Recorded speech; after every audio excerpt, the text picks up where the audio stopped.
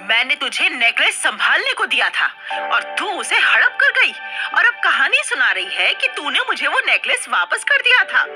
मैं सच कह रही हूँ मालकिन, मैंने आपको वो नेकलेस वापस दे दिया था। आप चलकर एक बार अलमारी चेक तो कर लीजिए। हाँ हाँ, तेरे सामने अलमारी चेक कर लूं ताकि तुझे अच्छी तरह पता चल जाए कि मेरी अलमारी में और कौन कौन से गहने पड़े हैं और कहाँ पड़े हैं। फिर तू चोरनी है, चोरनी। मैंने तुझे नेकलेस संभालने को दिया था और मैं सच कह रही हूँ मालकिन, मैंने आपको वो नेकलेस वापस दे दिया था। आप चलकर एक बार अलमारी चेक तो कर लीजिए। हाँ हाँ, तेरे सामने अलमारी चेक कर लूं ताकि तुझे अच्छी तरह पता चल जाए कि मेरी अलमारी में और कौन कौन से गहने पड़े हैं और कहाँ पड़े हैं। फिर तू आराम से एक एक करके उन्हें चुरा ले, है ना? मालकिन, ये क्या कह रही हैं आप? लोग तो मेरी ईमानदारी की कस्में खाते हैं। सभी कहते हैं कि ज्योति जितनी ईमानदार कोई दूसरी हो ही नहीं सकती। मेरे माता पिता की ईमानदारी की भी सब तारीफ करते थे। मैं भला उनकी इज्जत पर बट्टा क्यों लगाऊंगी? उनकी इज्जत पर बट्टा नहीं लगाना तो निकाल मेरा हार। पर मालकिन, वो तो मैं आपको दे चुकी हूँ। जब तूने मुझे वो हार दिया तब क्या कोई आसपास था? किसी ने देखा वो हार तुझे देते हुए? कोई गवाह है इस बात का? ये सुनकर ज्योति कुछ देर सोचने लगी, फिर अचानक दीवार पर लगी श्री कृष्ण की तस्वीर की तरफ इशारा करके बोली, ये इनके सामने वापस दिया था मैंने वो हार। मैं सच बोल रही हूँ, यही मेरे गवाह है। अच्छा, तो ठीक है। इनसे कह कि आकर गवाही दे और जब तक गवाही नहीं मिलती तब तक जेल में सड़। ज्योति को जेल भिजवा दिया गया। जेल की कोठरी में रोती ज्योति बेचैनी से चक्कर काटती सोचने लगी, अब मैं कृष्ण मुरारी को गवाही के लिए कैसे बुलाऊं? पूरे सूरजपुर में हमारा परिवार अपनी ईमानदारी के लिए जाना चाहता है और मेरी सेठानी ने मुझ पर झूठा आरोप लगाकर मुझे जेल भिजवा दिया। अगर मैंने अपने ऊपर लगा ये कलंक नहीं मिटाया तो हमारे परिवार की सारी इज्जत मिट्टी में मिल जाएगी। मेरे माता पिता कितने दुखी होंगे। पर अब मैं क्या करूं? कृष्ण मुरारी को गवाही के लिए कैसे बुलाऊं? ज्योति की ईमानदारी से सूरजपुर के सभी लोग प्रभावित थे और वो ये भी जानते थे कि वो सेठानी जिसके यहाँ ज्योति काम करती थी वो बहुत बड़ी धूर्त औरत है। पर ज्योति ने खुद मान लिया था कि सेठानी ने उसे नेकलेस संभालने के लिए दिया है और उसने वापस भी कर दिया है। अब बस ये साबित करना था कि नेकलेस वापस किया गया है या नहीं, जो बिना गवाही के हो नहीं सकता था। पहली बार जगदीश उससे मिलने आया। ज्योति ने उससे हाथ जोड़कर प्रार्थना की, जगदीश भाई साहब, आप मेरी मदद कर दो। आप श्री कृष्ण मुरारी जी के बड़े वाले मंदिर जाओ और उनसे कहो कि आकर मेरी गवाही दे दे। जब तक वो आकर मेरी गवाही नहीं देंगे तब तक मैं निर्दोष साबित नहीं हो पाऊंगी और मैं निर्दोष हूँ, ये तो आप अच्छी तरह जानते हैं। हाँ ज्योति बहन, मैं जानता हूं कि तुम निर्दोष हो और जैसा कि तुमने कहा, मैं कोशिश करूंगा कि श्री कृष्ण मुरारी को तुम्हारी गवाही देने के लिए आने के लिए मना लूं। ये कहकर जगदीश बाहर आ गया, पर बाहर आकर वो जोर जोर से हंसने लगा।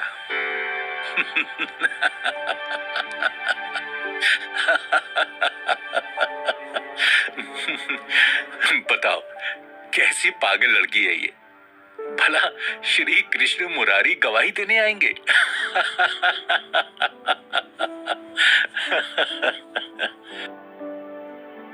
उधर जेल में बेचैनी से दिन काटती ज्योति बार बार यही सोच रही थी कि वो श्री कृष्ण मुरारी को गवाही के लिए कैसे लेकर आए। सूरजपुर में एक नई वकील साहिबा आई दरअसल निवेदिता शहर में पढ़ी लिखी थी और वहीं से वकालत भी की थी, पर वो भारत के गांवों में काम करना चाहती थी। सूरजपुर पास पड़ता था, सो उसने यहीं से काम शुरू करने का फैसला किया। ज्योति के बारे में पता चलते ही उसने जेल जाकर ज्योति से मुलाकात की। मैं सच कहती हूँ निवेदिता दीदी, मैंने हार मालकिन को वापस कर दिया था।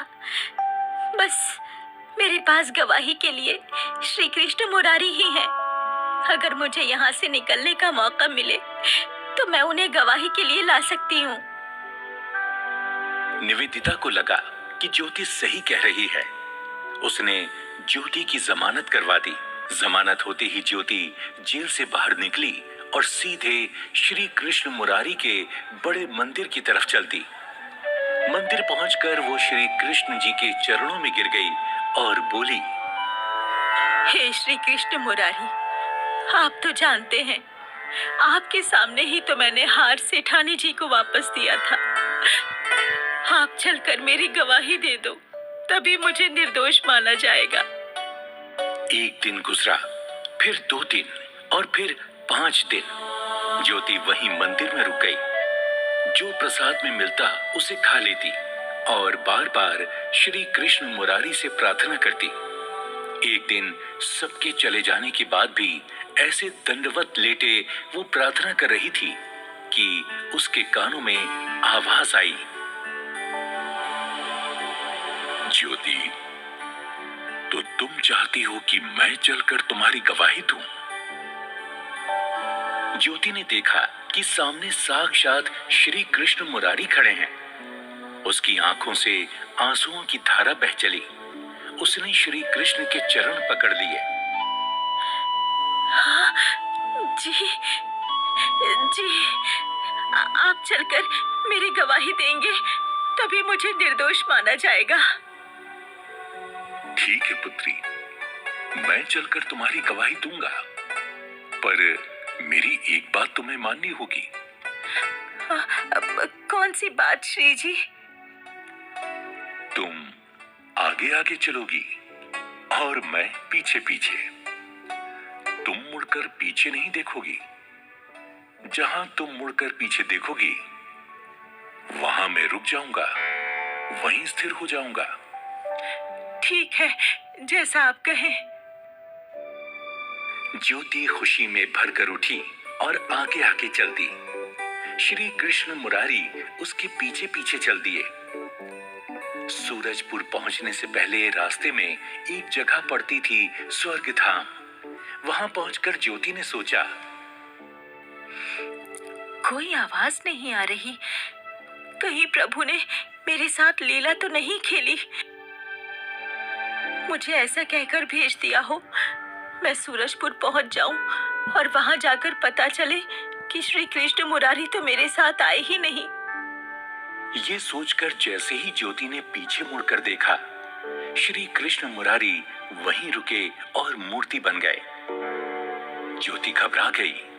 उसे अपनी भूल का एहसास हुआ तो वो रोने लगी और श्री कृष्ण मुरारी के चरण पकड़ लिए। हाँ, मुझे क्षमा कर दो श्री कृष्ण मुरारी, मैंने आपकी बात नहीं मानी। अगर आपने मुझे क्षमा नहीं किया और मेरे लिए गवाही नहीं दी तो मैं कभी स्वयं को निर्दोष साबित नहीं कर पाऊंगी, नहीं कर पाऊंगी। ज्योति रो रो कर प्रार्थना करती रही, पर श्री कृष्ण मुरारी टस से मस नहीं हुए। श्री कृष्ण मुरारी पर अविश्वास कर ज्योति ने बहुत बड़ी भूल कर दी थी। ज्योति को कुछ समझ में नहीं आ रहा था कि वो करे तो क्या करे। तभी उसे निवेदिता का ध्यान आया। वो भागते भागते निवेदिता के पास गई और उसे सारी बात बताई। निवेदिता बोली, ठीक है, तो फिर ऐसा करो, तुम मुझे वहां तक ले चलो जहां श्री कृष्ण मुरारी ठहर गए हैं। ज्योति ने निवेदिता का हाथ पकड़ा और उसे वहां तक ले आई जहां श्री कृष्ण मुरारी जी रुक गए थे। निवेदिता ने ज्योति से कहा, श्री कृष्ण मुरारी यहाँ तक आ गए हैं, मतलब उन्होंने गवाही तो दे ही दी है। अब मुझे तुम्हारी सेठानी से बात करनी होगी। निवेदिता ज्योति को लेकर सेठानी के पास गई और उससे सारी बात बताई। सेठानी ने निवेदिता की बात सुनी तो वो हंस पड़ी। श्री कृष्ण मुरारी ज्योति की गवाही देने आए हैं और रास्ते में रुक गए हैं। मालकिन, आप खुद चलकर देख लीजिए, मैं झूठ नहीं बोल रही हूँ। अरे मुझे क्या बेवकूफ समझा है तूने? चल चलकर देख ही लेती हूँ। तेरा झूठ खुलने पर वहीं तुझसे निपटूंगी। और फिर ज्योति, निवेदिता और सेठानी उस जगह स्वर्गधाम की ओर चलने लगी जहां श्री कृष्ण मुरारी ठहर गए थे। वहां पहुंचकर जैसे ही सेठानी ने श्री कृष्ण मुरारी की मूर्ति की ओर देखा तो वो डर के मारे थर थर कांपने लगी। अरे ये क्या? हाँ, हाँ, कल तक तो यहाँ कोई मूर्ति नहीं थी और आज ये तो चमत्कार हो गया। प्रभु, मुझसे सच में बहुत बड़ा पाप हो गया। प्रभु, मैं पापी हूँ। प्रभु, मुझे क्षमा कर दो। मुझे क्षमा कर दो प्रभु। मुझे बहुत बड़ा पाप हो गया। मुझे बहुत बड़ा पाप हो गया प्रभु। ये कहकर सेठानी श्री कृष्ण मुरारी के चरणों में पड़ गई। निवेदिता ने सेठानी को उठाया और उससे कहा, अब तो बता दीजिए कि सच क्या है। क्या बताऊं? मेरे भाई को पैसों की जरूरत थी। मैं पहले भी सेठ जी से कहकर अपने भाई को पैसे दिलवा चुकी थी। मुझे पता था कि इस बार सेठ जी पैसे नहीं देंगे, इसलिए मैंने ये चाल चली। ठीक है, तुम्हें ये सब अदालत में कहना होगा कि तुम्हें हार मिल गया है और ज्योति निर्दोष है। हाँ, मैं कह दूंगी। मैं ऐसा ही कहूंगी। हाँ। ज्योति निर्दोष साबित हो गई। सेठानी और सेठ ने जहां श्री कृष्ण मुरारी जी की मूर्ति थी वहां गवाही देने आए श्री कृष्ण मुरारी के सम्मान में श्री कृष्ण के नाम से एक भव्य मंदिर का निर्माण करवाया।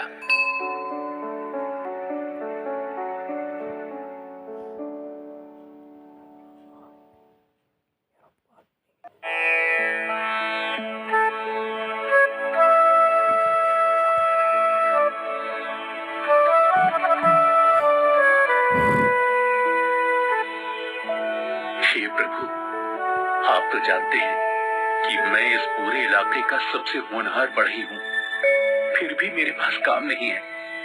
कभी काम मिलता भी है तो कुछ दिन का, फिर काम खत्म हो जाता है और मेरी दरिद्रता फिर से शुरू हो जाती है। कुछ ऐसा करो प्रभु कि मुझे एक बार ऐसा काम मिले कि मेरी सारी दरिद्रता दूर हो जाए। ये कहकर पूरन बढ़ई ने श्री कृष्ण की मूर्ति के चरण स्पर्श किए और प्रसाद लेकर घर की ओर चल पड़ा, जहाँ उसकी पत्नी मालती उसका और श्री कृष्ण के प्रसाद का इंतजार कर रही थी। पूरन ने घर पहुंचकर अपनी पत्नी मालती को प्रसाद दिया और अपने घर के उस कमरे में पहुंच गया जहाँ उसके औजार पड़े हुए थे। उसने औजारों को उलट पुलट कर देखा और सोचने लगा, ऐसी क्या चीज बनाई जाए? क्या चीज हो सकती है वो? समझ में नहीं आ रहा। क्या बनाऊं, क्या ना बनाऊं? इसमें कोई शक नहीं था कि पूरे बल्ली गांव में पूरन से बढ़कर कोई बढ़ई नहीं था। उसकी कारीगरी की सभी तारीफ करते थे, पर तारीफ से तो पेट नहीं भरता, उसके लिए तो धन संपदा की जरूरत होती है। पूरन सोच ही रहा था कि ऐसा क्या बनाया जाए जो शहर में ले जाकर अच्छे दामों में बेच दे। तभी उसे एक मुनादी सुनाई दी।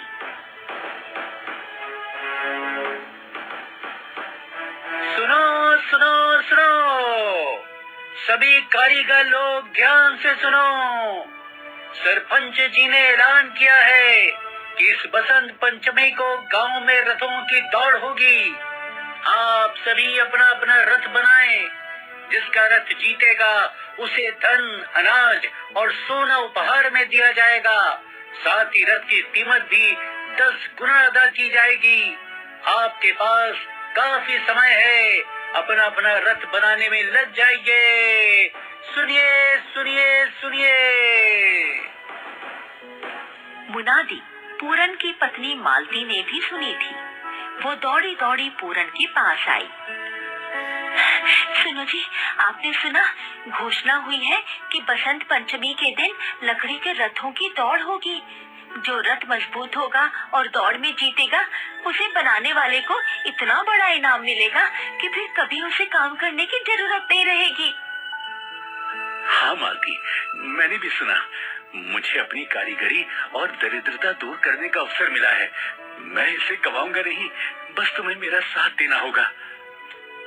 अजी, मैं तो हमेशा ही आपके साथ हूँ। आप अभी से काम में जुट जाइए। आपके खाने पीने और आराम का ध्यान मैं रखूंगी। पूरन उसी समय से लकड़ी का रथ बनाने में जुट गया। आखिर हमेशा के लिए दरिद्रता दूर करने का मौका जो था। एक दिन खाना खाते हुए पूरन ने मालती से कहा, मालती, वैसे तो मेरे पास सामान की कमी नहीं और काफी लकड़ी भी पड़ी है, पर पहियों के लिए मुझे नई और मजबूत लकड़ी की जरूरत है। उसे खरीदने के लिए काफी सारे पैसे चाहिए। समझ में नहीं आता इतने पैसे कहाँ से लाऊं। हे श्री कृष्ण, मुझे रास्ता दिखाओ। रास्ता तो है जी। मेरे पास कुछ जेवर पड़े हैं, शादी के समय के। उन्हें गिरवी रखकर पैसे ले लेते हैं। नहीं नहीं, पत्नी के जेवर गिरवी रखना अच्छी बात नहीं है। पर आप किसी गलत काम के लिए तो गिरवी नहीं रख रहे हो ना। दौड़ जीतने पर हमें जो धन मिलेगा उसी से छुड़वा लेंगे, और फिर धन तो इतना मिलेगा कि मैं बहुत सारे नए जेवर भी बनवा लूंगी। चलो ठीक है, तुम जिद करती हो तो ऐसे ही सही। पूरन ने मालती की बात मान ली। अगले ही दिन वो पत्नी के जेवर का डिब्बा लेकर सुनार के पास गया। उसके पास जेवर गिरवी रखे और पैसे लेकर पहियों के लिए लकड़ी खरीदी। अब तो पूरन पूरे जोश के साथ रथ बनाने में लग गया। उधर उसी गांव में 2 दोस्त मदन और नेमत भी रहते थे तो वो भी लकड़ी के ही कारीगर, पर पूरन के सामने तो कुछ भी नहीं थे। उन्हें समझ में आ रहा था कि अगर पूरन भी रथ बना रहा है तो फिर और किसी के जीतने का सवाल ही नहीं उठता। दोनों अपना काम छोड़कर सिर पर हाथ रखे बैठे थे। अरे नेमत भैया, समझ में नहीं आ रहा कि हम रथ बनाएं या ना बनाएं। सही कहते हो मदन, अगर पूरन रथ बना रहा है तो फिर हम कितनी भी कोशिश कर लें, हम तो जीतने वाले नहीं। हाँ भाई नेमत, अगर हम रथ बनाने की कोशिश करने के साथ कुछ और भी कोशिश करें तो। लगता है तुम्हारे शरारती दिमाग में कुछ पक रहा है। पक तो कब का चुका है दोस्त, अब तो बस परोसना बाकी है। अरे तो परोसो ना, बताओ तो क्या योजना है। देखो भाई नेमत, अगर हम पूरन को काम करने से हटा दें तो वो समय पर रथ बना ही नहीं पाएगा, तो प्रतियोगिता में भाग कैसे लेगा हैं? क्या ये हो सकता है? अरे भाई हो गया समझो, मैंने इसके लिए कटोरी को तैयार भी कर लिया है। कल ही वो अपना कमाल दिखाने निकल जाएगी। मदन और नेमत ने खुश होकर हाथ मिलाए और इंतजार करने लगे कि उन्हें अच्छी खबर मिले। अगले दिन कटोरी अजीबोगरीब कपड़े पहन मंजीरा बजाते हुए पूरन के घर के आगे से निकल रही थी। आई आई आई, सब बच्चों की कटोरी माई, का लिखा है भाग्य में, अगला पिछला सब बताई। कटोरी की आवाज सुनकर मालती बाहर आ गई और उस अजीबोगरीब औरत को देखने लगी। क्या देखती है मालती बेटी, मैं साल में एक बार हिमालय से उतर कर आती हूँ और कुछ भाग्यशाली लोगों का भाग्य संवार कर चली जाती हूँ। क्या माई, आपको मेरा नाम भी मालूम है? हमें क्या नहीं मालूम, क्या तूने कभी हिमालय पर साधना करने वालों की सिद्धि के बारे में नहीं सुना? सुना तो है, पर मुझे कभी ऐसे किसी के दर्शन करने का सौभाग्य प्राप्त होगा ये नहीं सोचा था। तू बहुत भोली लगती है, तुझे मेरे आशीर्वाद की जरूरत है। आ, तेरा भविष्य देखूं। ये कहकर कटोरी ने मालती का हाथ पकड़ा और एक तरफ बैठाकर बोलने लगी। दरिद्रता दूर करने का समय आया, पर साथ ही किसी ने अड़ंगा लगाया। हाँ, किसने माई? तेरे बुरे ग्रहों ने। प्रतियोगिता में जीते तो सब मिला और नहीं जीते तो सब मिटा। माई, आप तो अंतर्यामी है। माई, कुछ उपाय बताइए ना। देख लिया कि कल क्या होने वाला है और वो कैसे टलेगा। माई, तो टाल दो ना। तेरे पति को रथ बनाने के लिए जितनी शक्ति की आवश्यकता है वो कम पड़ेगी, पर उपाय है। क्या उपाय है माई? ये भस्म, इसे दूध में मिलाकर अपने पति को पिला देना, फिर ना वो थकेगा ना रुकेगा। पर इसके बारे में किसी को मत बताना। तू तो समझदार है, समझती है ना कि बताने से सिद्धि चली जाती है। हाँ माई, मैं ऐसा ही करूँगी। आपकी सेवा करूँ, क्या करूँ बताइए माई। अरे हम कुछ नहीं लेते, कुछ लेने से सिद्धि चली जाती है। अब हमें आज्ञा दे। मालती ने सिर झुकाकर कटोरी को नमस्कार किया। कटोरी तेज कदमों से निकल गई। उसे यकीन हो गया था कि वो जिस साजिश का हिस्सा बनी है वो कामयाब हो गई है। रात को खाना खाने के बाद जैसे ही पूरन ने मुंह मोड़ा, मालती ने उसके सामने भस्म मिलाकर दूध रख दिया। लो जी, ये दूध पी लो, इससे ताकत आएगी और आपको जरूरत भी है। पूरन ने मुस्कुराते हुए दूध पी लिया और सो गया। अगली सुबह सूरज सिर पर चढ़ाया, पर पूरन नहीं उठा। मालती जब उसे उठाने गई तो देखा कि पूरन कराह रहा है।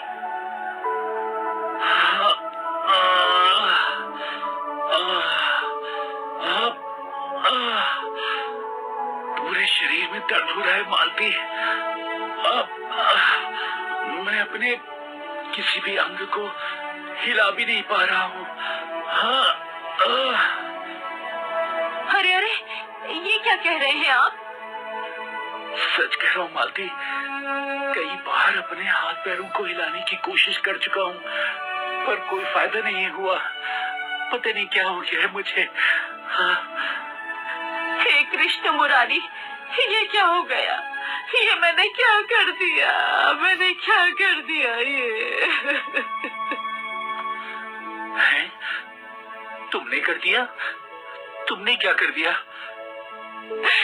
हाँ, कल एक तांत्रिक जैसी औरत आई थी मेरे यहाँ। उसने मुझसे कहा कि दूध में मेरी ये भस्म मिलाकर पिला दो, तेरे पति में गजब ताकत आ जाएगी। हे भगवान, ये तुमने क्या किया? देखो मालती, हमें केवल ईश्वर पर भरोसा रखना चाहिए। ऐसे टोने टोटके वालों से हमेशा दूर रहना चाहिए। अब क्या होगा? हमारी दरिद्रता दूर करने का यही एक अवसर था। लगता है अब तो हम उसे भी गंवा देंगे। कोई बात नहीं मालती, तुम चिंता मत करो। भगवान श्री कृष्ण अपने आप कोई ना कोई रास्ता जरूर निकालेंगे। सुनो जी, अब तो केवल 5 दिन बचे हैं। एक एक पल कीमती है। हाँ मालती, मैं जानता हूँ, लेकिन तुम चिंता मत करो। श्री कृष्ण पर पूरा भरोसा रखो, वो कोई ना कोई उपाय कर देंगे। वो सब कुछ संभाल लेंगे, देखना तुम। एक दिन बीता, फिर 2 दिन, पर पूरन की हालत ठीक होने का नाम ही नहीं ले रही थी। तभी दूसरे दिन की शाम को किसी ने दरवाजा खटखटाया। मालती ने दरवाजा खोला तो सामने दो बढ़ई जैसे दिखने वाले व्यक्ति खड़े थे। जी, आप कौन? मैं बंसीधर हूँ और ये है मेरा मित्र विश्वकर्मा। हम दोनों लकड़ी के अच्छे कारीगर हैं। क्या हम पूरन भैया से मिल सकते हैं? हाँ हाँ, अंदर आइए। मालती उन दोनों को लेकर पूरन के पास गई और उनका परिचय दिया। पूरन भैया, हमें सरपंच जी की पत्नी ने भेजा है। हम उनके दूर के रिश्तेदार हैं। उन्हें पता चला कि आप बीमार हैं, तो आपकी मदद के लिए भेजा है। मैं और मेरे मित्र विश्वकर्मा आपकी मदद करेंगे। पर इस बारे में किसी को कुछ बताना नहीं, वरना दूसरे प्रतियोगी बुरा मानेंगे। नहीं नहीं, मैं किसी से नहीं कहूँगा। हाँ। अगले दिन से बंसीधर और विश्वकर्मा बाकी बचा रथ बनाने में लग गए। उनकी बिजली की सी रफ्तार देखकर पूरन अपने बिस्तर पर पड़े पड़े बोला, आपको काम करते देख मुझे अपने बड़े भाई की याद आ गई। वो भी इसी तेजी से काम करते हैं, पर मुझे डांटते बहुत हैं, इसलिए उन्हें नहीं बुलाया था। मेरे ताऊ भी ऐसे ही हैं। ताऊ? हाँ, मेरे बड़े भाई बहुत क्रोध करते हैं, अत्यधिक नाराज होते हैं, पर मैं हंसकर टाल देता हूँ। देखते ही देखते समय से पहले रथ बनकर तैयार हो गया। क्यों पूरन भाई, रथ कैसा लग रहा है? शानदार, पर मेरी हालत। मुझे लगता है तुम ठीक हो गए हो। जरा मेरा हाथ पकड़कर 2 कदम तो चलो। बंसीधर ने सहारा देकर पूरन को उठाया और उसे चलाने की कोशिश की। पूरन को चलने में कोई दिक्कत नहीं हुई। अरे वाह, अरे वाह, लगता है मैं पूरी तरह ठीक हो गया हूँ। पहले वाली शक्ति महसूस हो रही है। हाँ, ये तो अच्छा हुआ। अब तुम रथों की दौड़ में भाग ले सकते हो। अच्छा, अब हम चलते हैं। नहीं नहीं, ऐसे नहीं, हम सब साथ मिलकर खाना खाएंगे, उसके बाद जाइएगा। सबने मिलकर खाना खाया। बंसीधर और विश्वकर्मा ने मालती के बने खाने की प्रशंसा की, धन्यवाद दिया और विदा ली। रथों की दौड़ का दिन भी आ गया। कुल 5 रथ थे। दौड़ शुरू हुई। गांव वाले और आसपास के गांव वाले दौड़ देख रहे थे और खुशी से चिल्ला रहे थे। दौड़ खत्म हुई। पूरन का रथ प्रथम स्थान पर रहा। पुरस्कार लेने पूरन मंच पर पहुंचा। सरपंच जी से पुरस्कार लेने के बाद पूरन ने सरपंच की पत्नी का धन्यवाद किया। मालकिन, आपके दूर के रिश्तेदार बंसीधर और विश्वकर्मा अगर मेरी मदद के लिए न आते तो मैं कभी दौड़ जीत नहीं पाता।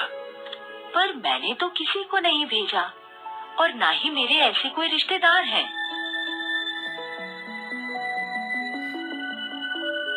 मेरे दाऊ भी ऐसे ही हैं।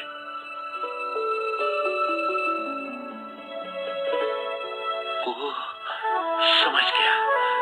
तो वो स्वयं श्री कृष्ण थे और अपने दाऊ बलराम के बारे में बात कर रहे थे। धन्यवाद, धन्यवाद भगवान, धन्यवाद। पूरन ने मन ही मन श्री कृष्ण को धन्यवाद दिया। पूरन और मालती ने दौड़ जीतने की खुशी में श्री कृष्ण की भजन संध्या का आयोजन किया। पूरे गांव वालों को खाना खिलाया और प्रसाद बांटा। श्री कृष्ण ने उनकी दरिद्रता हमेशा के लिए दूर कर दी थी। जय गुरुदेव दर्शन श्री कृष्ण। श्री कृष्ण की बातें।